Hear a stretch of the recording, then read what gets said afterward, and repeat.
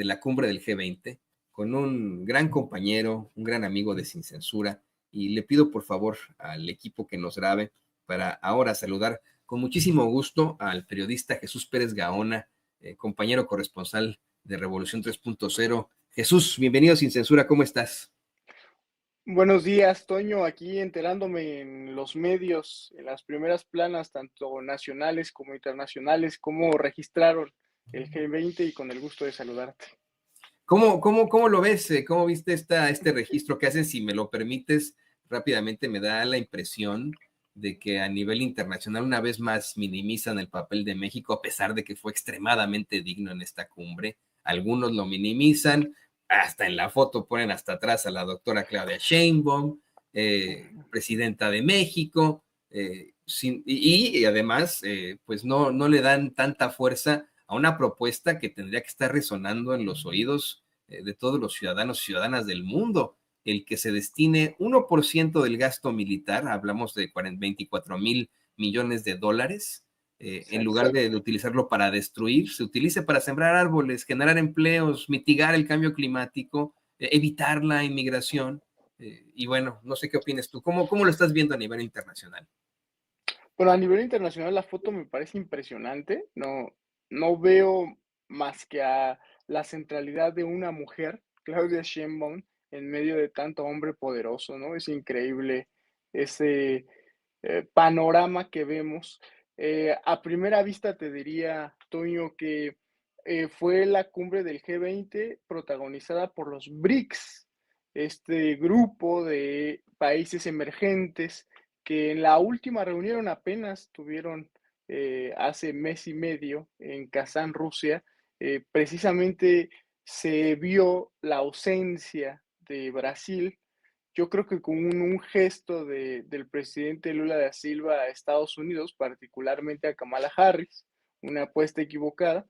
Y sin embargo, en esta foto oficial que se pudo captar este lunes, vemos a un Lula que refuerza o se concilia con los BRICS que están hasta adelante, si te fijas, es básicamente el presidente de Sudáfrica, la centralidad de Lula, el anfitrión, a un costado el presidente de Sudáfrica, Cyril Ramaphosa, al otro costado tiene al primer ministro de India, nada más y nada menos, Narendra Modi, una de las potencias mundiales, y desde luego también al lado de Sudáfrica está China, Xi Jinping, y al lado de India está Turquía, básicamente el más joven de los BRICS.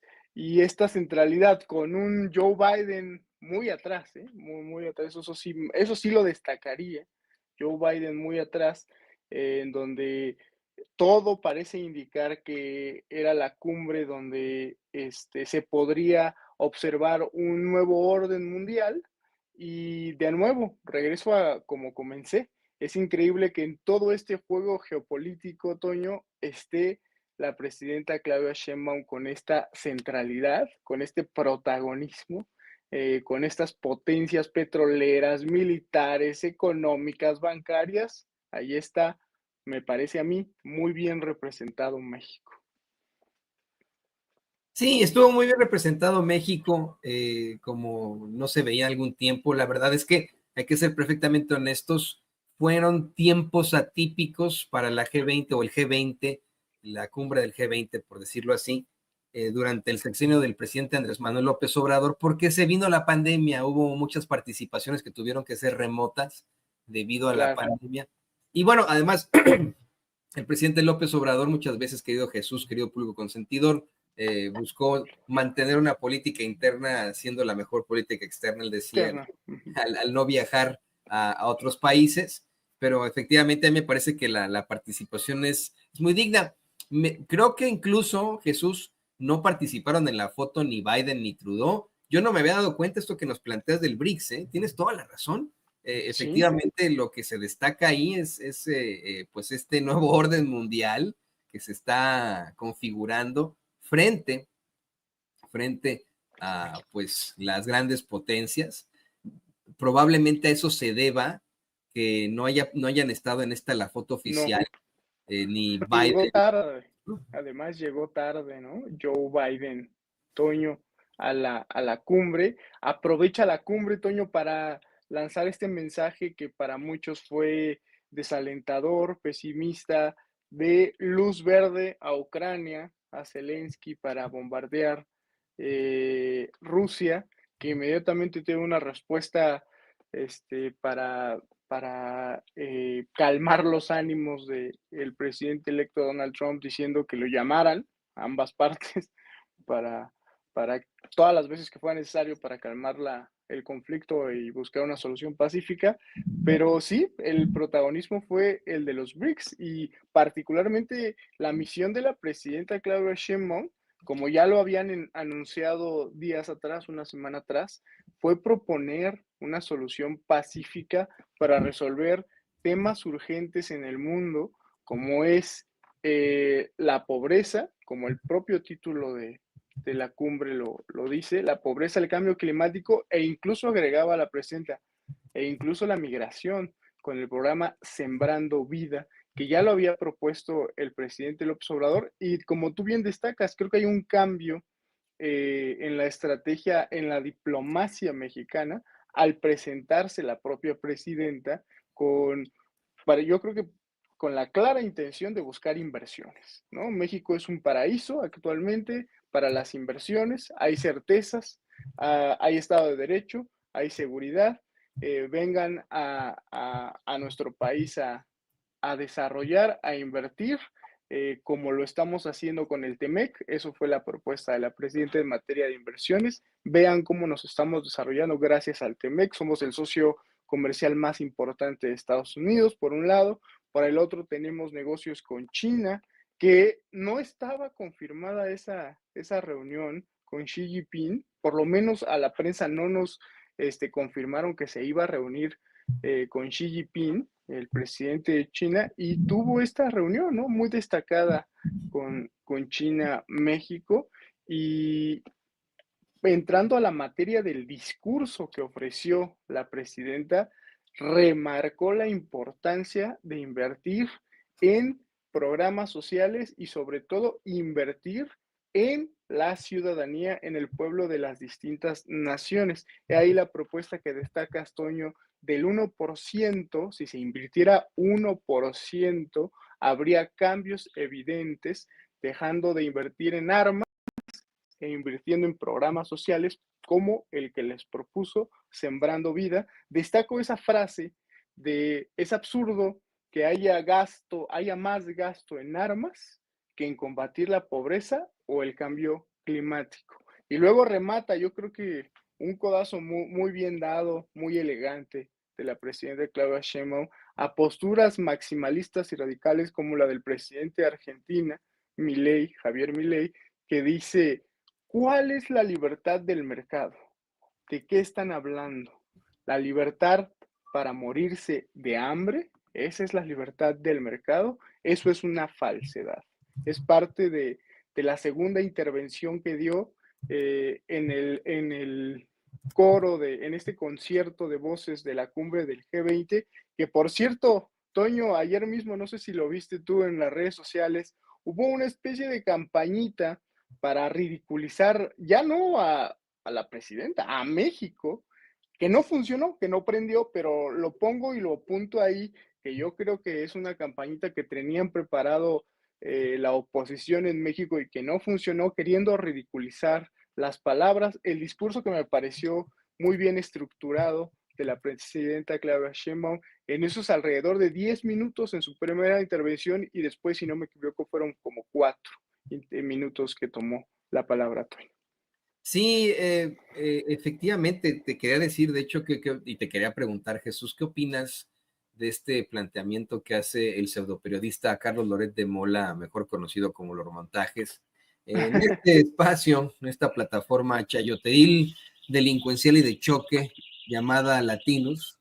Ahí, Loret de Mola, el pseudoperiodista, asegura que los propagandistas quieren presentar a Claudia Sheinbaum ante el mundo como la científica preocupada por el medio ambiente, a ver si con eso desaparecen las preocupaciones internacionales de que es una presidenta autoritaria, ¿no? Decía este cuate. Bueno, claro, en un gobierno autoritario no podría hacer este tipo de planteamientos desde sus estudios que tienen ahí para hacer sus montajes ahí cerca de Gran Sur. Me llama también la atención lo que, por ejemplo, publicaba, ya lo debe tener don David, este monero de la ultraderecha, este ultrafascista llamado Paco Calderón, el Gargajo Calderón, que hasta la voz le molestaba al imbécil ¿no? No sé si tenga por ahí el tuit don David desde ayer. Paco Calderón salió a decir que le molestaba mucho la voz de la doctora Claudia Sheinbaum. Claro, ¿no? A falta de argumentos, pues estas las únicas en las que pueden incurrir este tipo de personajes, pero efectivamente hubo una campaña ahí importante, interesante, intentando ridiculizar a México, ridiculizar a la presidenta de México, que pues en todo caso tuvo un papel muy, muy digno. ¿Qué opinas de esto, Jesús? En lo que respecta a Calderón, creo que es la versión salvando las diferencias del por qué el presidente López Obrador no volea sus zapatos o por qué trae arrugada una parte de su saco.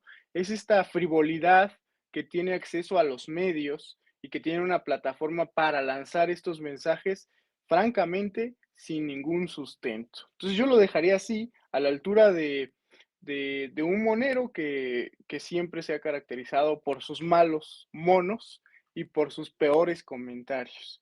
Por el otro lado, lo de Loret me parece un poco más preocupante porque quiere pintar una persona que no es. Realmente sabemos de Claudia Sheinbaum, con su compromiso con el medio ambiente, quienes la estudiaron bien, que él es una de esas personas que lo estudió muy bien, que le dio ¿cómo se dice?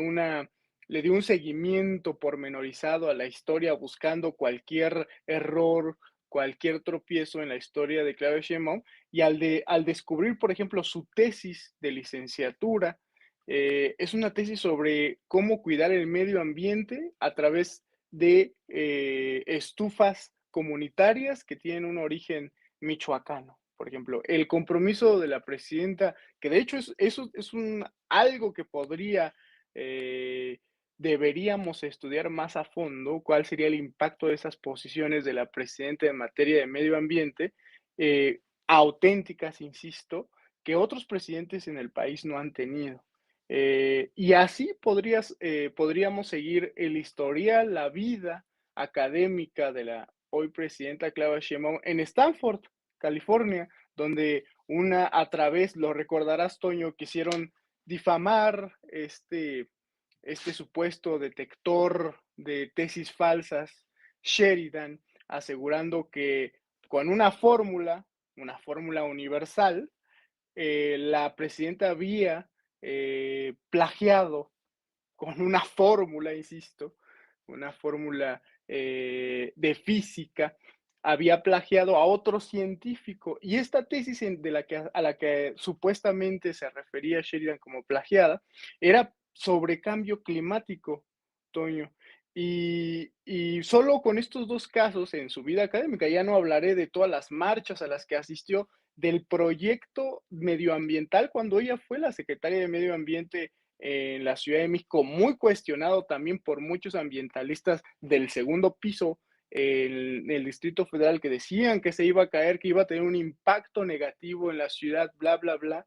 La presidenta, hoy presidenta, demostró en ese momento que estas iniciativas ayudaban a reducir los índices de emisiones contaminantes de vehículos y promovían otro tipo de movilidad.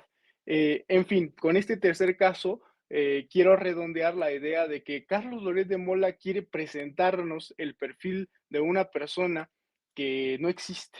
Claudia Sheinbaum ha demostrado a través de su vida y de su ejercicio en el gobierno que tiene un compromiso con el medio ambiente.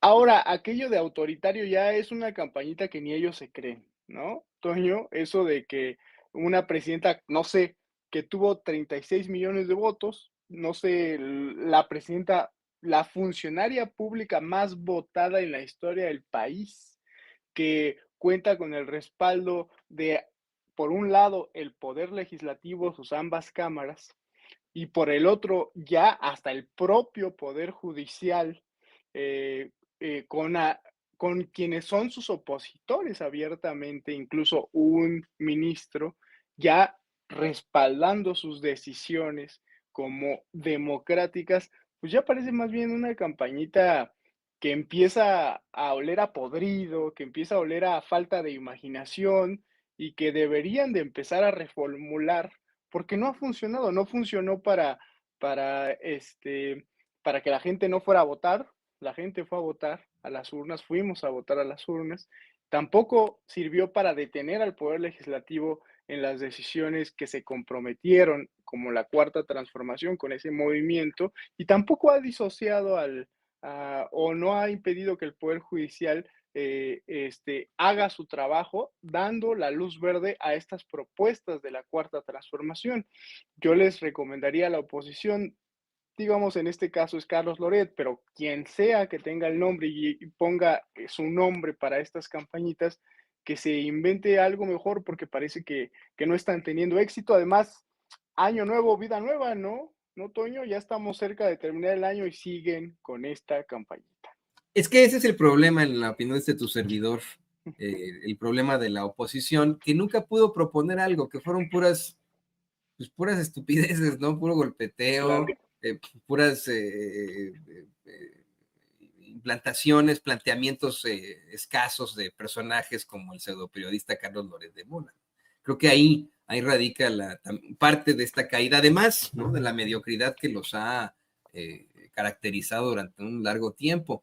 Creo que creo que la oposición de derecha cayó, vamos, llegó a ese fracaso absoluto debido a sus propios vicios, al propio vicio de haber implantado en sus principales puestos de poder a los más mediocres de los mediocres, simple y sencillamente porque estaban conectados, como Carlos Loret de Mola, en su momento Marco Cortés, ¿no? O sea, esa es la gran problemática de estos personajes, el haber impuesto a puro mediocre.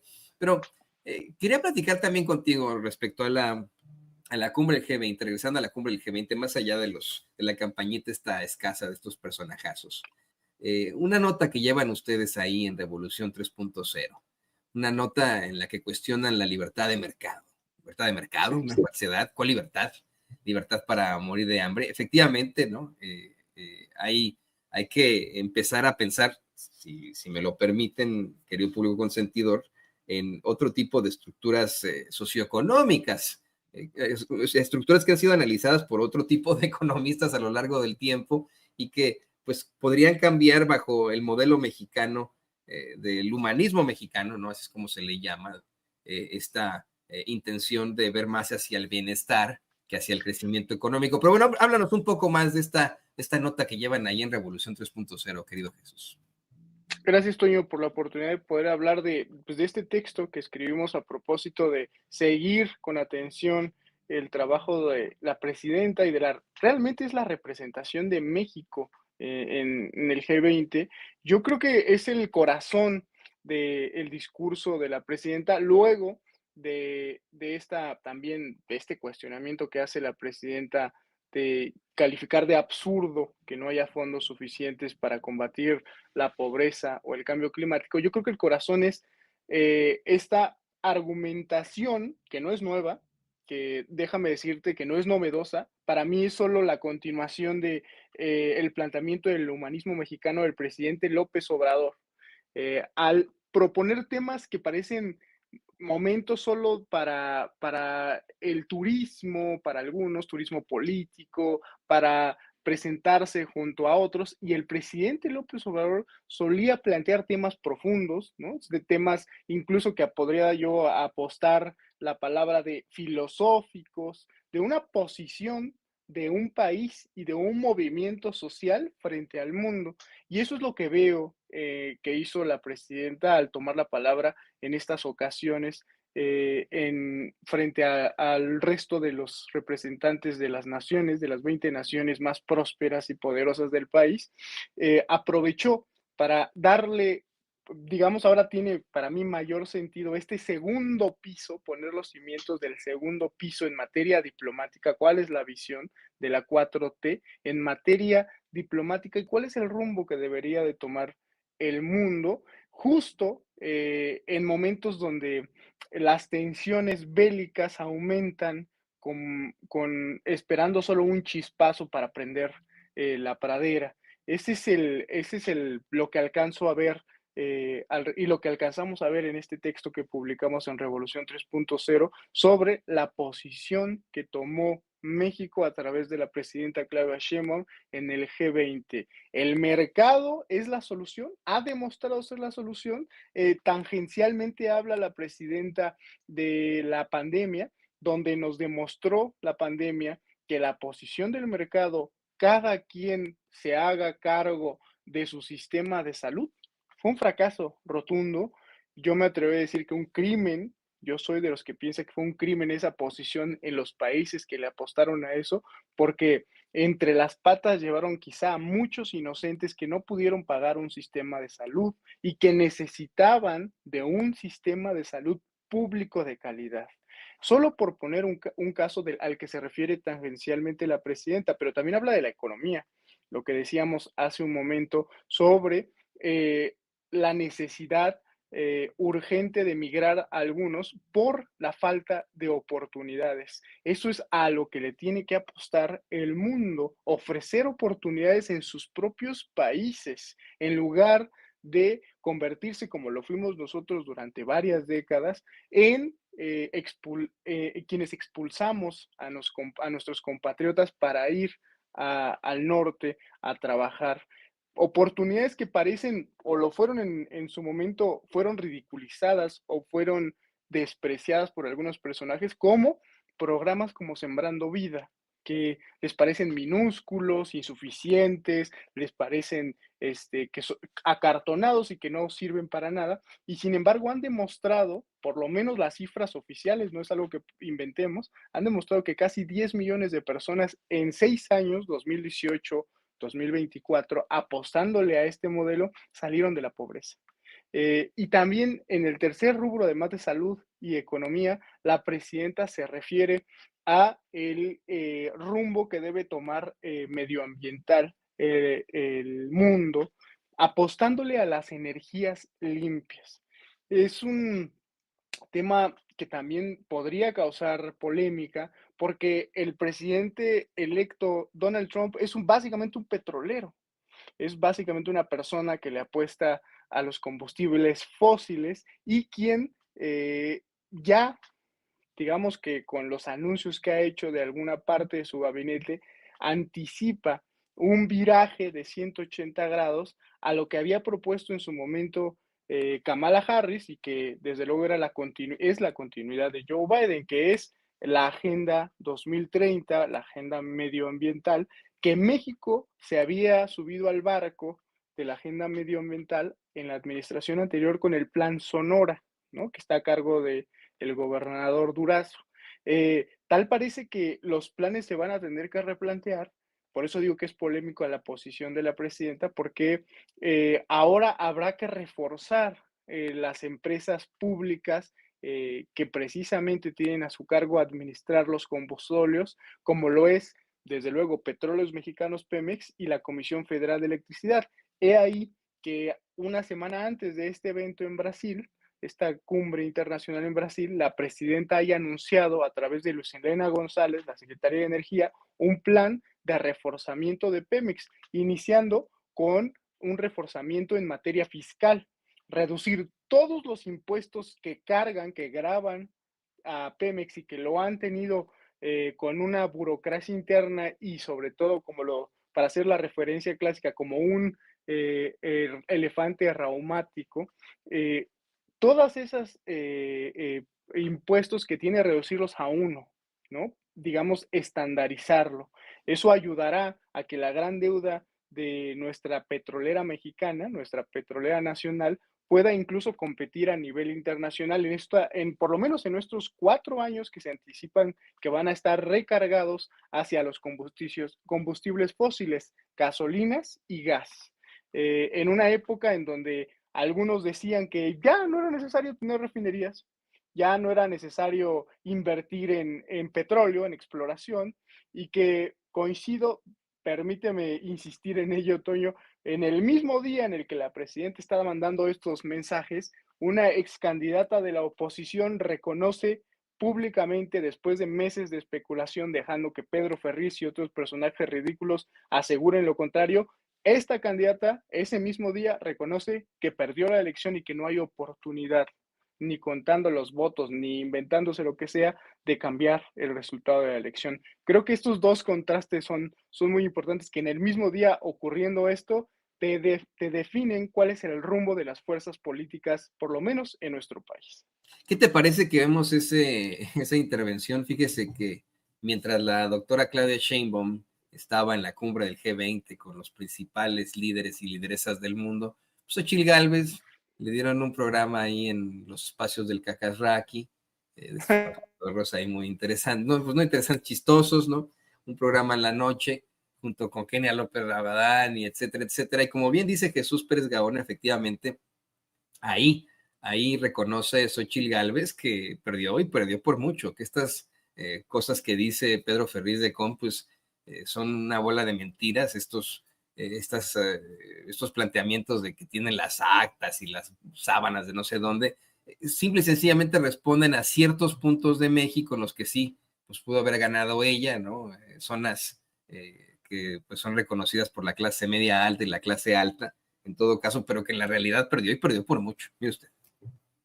Para que pudiéramos tener un universo más amplio de actas. Ellos solo tienen 17,000 de las que mandaron. Y obviamente si mandan las actas de las Lomas, las de Garza García Nuevo León, las de Benito Juárez, claro, las de Querétaro, las de Guanajuato, pues seguramente ahí el resultado es a nuestro favor. Entonces, en ese sentido, lo que quedamos con este grupo es sigamos consiguiendo información, pero lo que sí estuvimos de acuerdo es que con ese número de actas, que no es una muestra representativa, no es factible decir que ganamos la elección. O sea, yo no me atrevería a decirlo porque no es una muestra representativa. Soy respetuosa de lo que están haciendo, pero también, pues de repente, pues sí, que no me echen a la gente diciendo, es que tú no defendiste. Oigan, y entonces Taboada, ¿por qué no defendió la ciudad si ganó?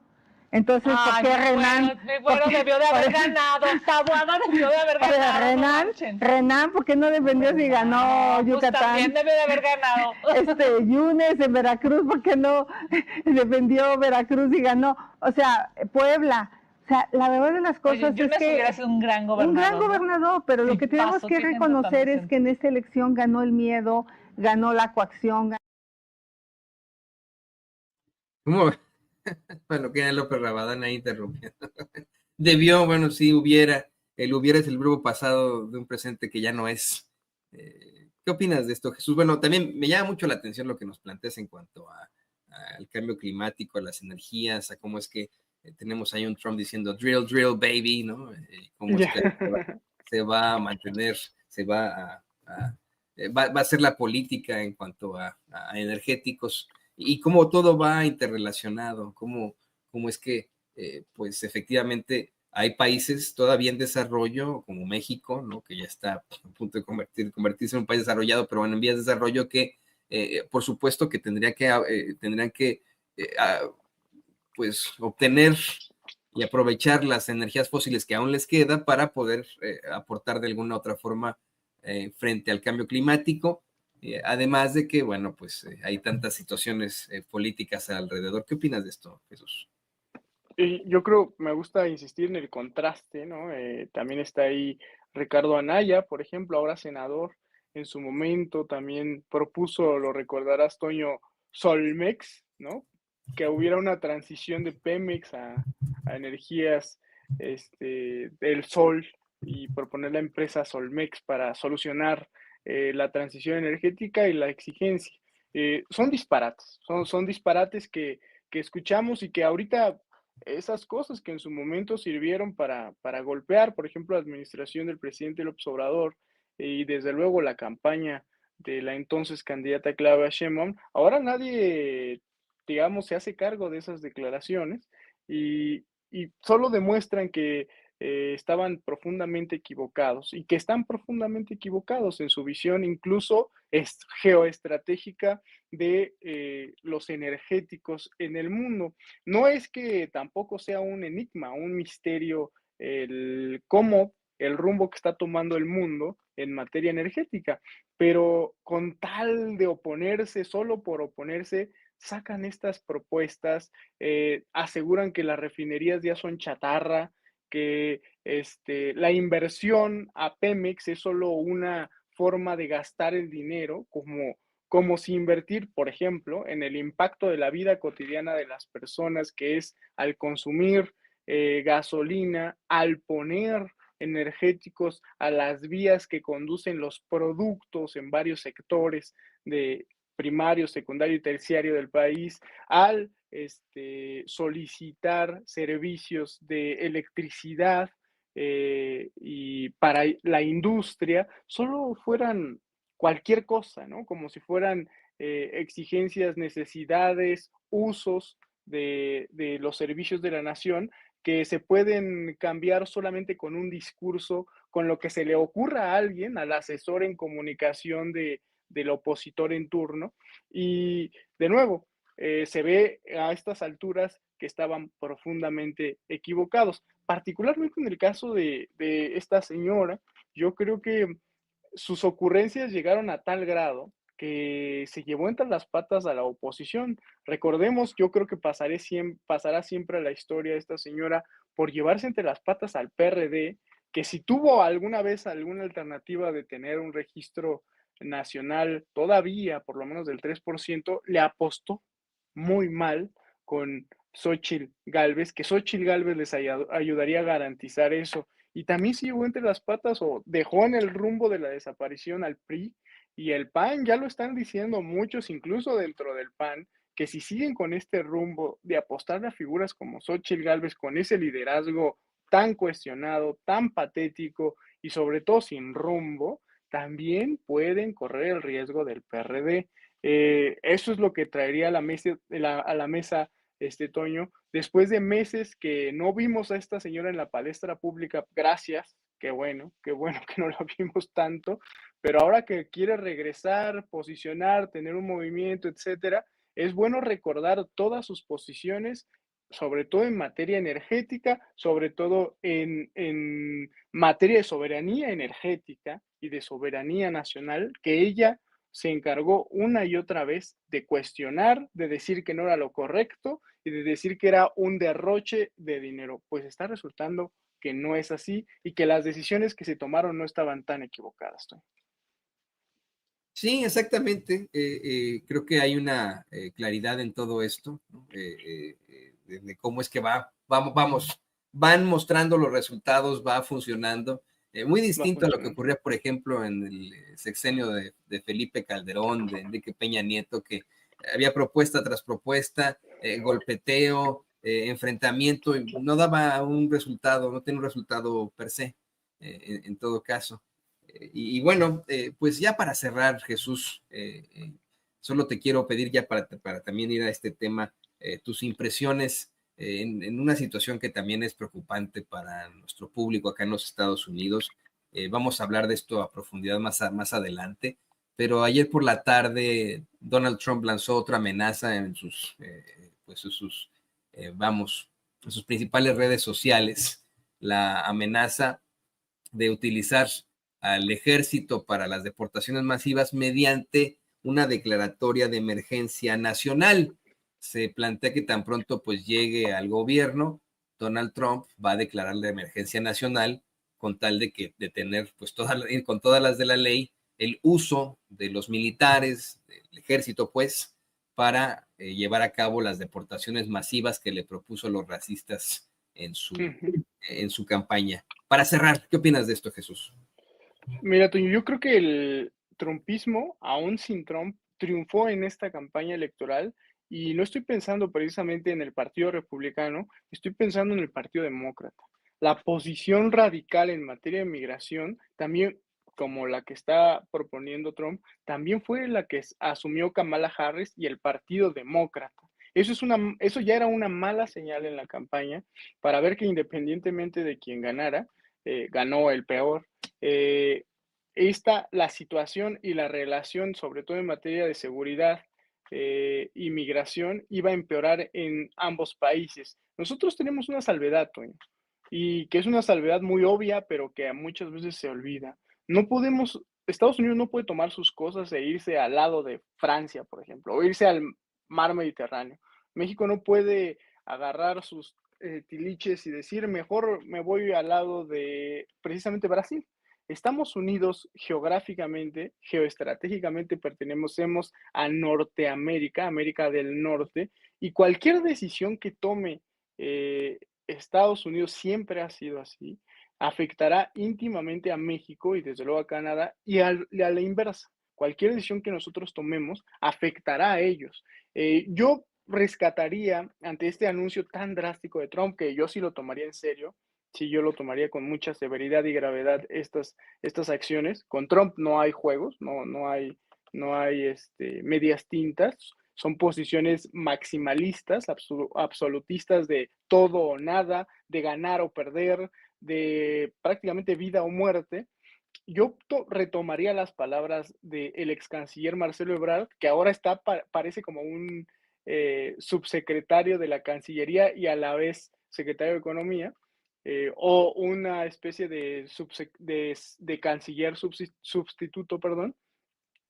Marcelo Ebrard dice, yo ya lo vencí, yo ya negocié con Trump y se puede negociar con él. Y es cierto, digamos, recordemos las palabras de Porfirio Muñoz Ledo, quien en su momento aseguró que Marcelo Ebrard, además de otras expresiones desagradables, supo cómo entenderse con Trump. Yo le apostaría a eso, a que la experiencia que tuvo durante 6 años Marcelo Ebrard, también el hoy canciller Juan Ramón de la Fuente, podrán ayudar a que estas posiciones maximalistas se traduzcan en negociaciones a través de la industria automotriz, que estas expresiones, estas amenazas, estos riesgos a la buena cooperación y a la buena relación de ambos países se traduzcan en una reorganización del flujo migratorio hacia Estados Unidos. Incluso todavía tenemos la carta del tercer país seguro, Toño, que nunca se aceptó con el presidente López Obrador, como una carta de nuevo, para negociar que estas posiciones maximalistas no se desborden y no encuentren su correspondencia en la realidad. Yo espero que todavía tenemos muchos meses para negociar muchas semanas sobre todo para negociar que estas medidas no se hagan efectivas, porque ponen en riesgo y nos convierten en dos países que están enemistados y con tantos negocios involucrados, con tantas personas, pues el cálculo no es correcto, no es preciso, pero se calcula que más de 20 millones, cerca de 40 millones de personas en Estados Unidos son de origen mexicano, con tantas relaciones incluso de amistad involucradas, podrían afectarse si estas decisiones unilaterales de la Casa Blanca, del nuevo titular de la Casa Blanca, son tomadas literalmente y sin consultarnos a nosotros. Espero que todavía haya espacio para esas negociaciones y que las negociaciones lleguen a buen puerto, Toño. No, y hay mucha expectativa al mismo tiempo que hay pues vamos, ¿no?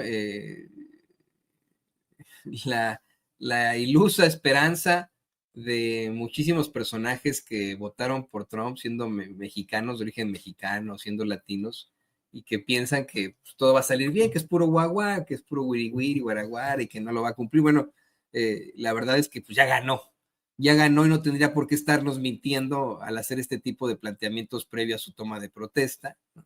Ayer nos reíamos un poco de lo incongruente que ha resultado ser el gobierno de Donald Trump, con un tuit que emitía su junior, ¿no? El junior de Donald Trump, emitió un tuit diciendo que a partir de mañana, eso era ayer, ¿no? A partir de mañana hagamos a Estados Unidos saludarlo otra vez, se configurará, ¿no? O comienza.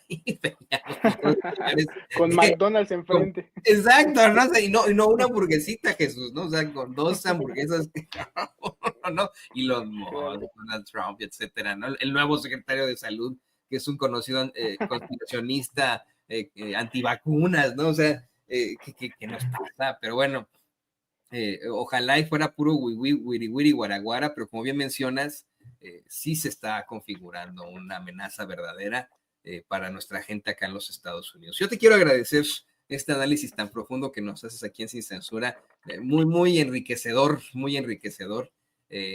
Saludos a tu gatito, yo también tengo gatitos. Una disculpa. No. Muchos de nuestros compañeros nos presentan siempre a sus amigos, compañeros y familiares.